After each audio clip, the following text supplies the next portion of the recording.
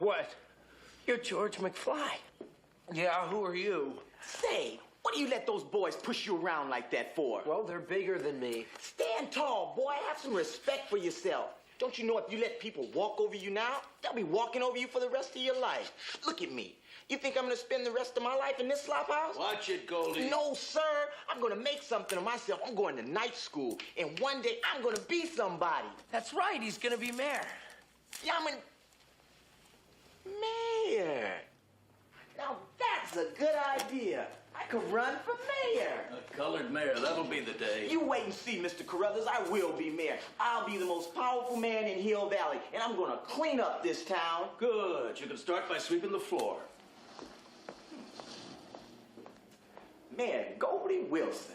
I like the sound of that.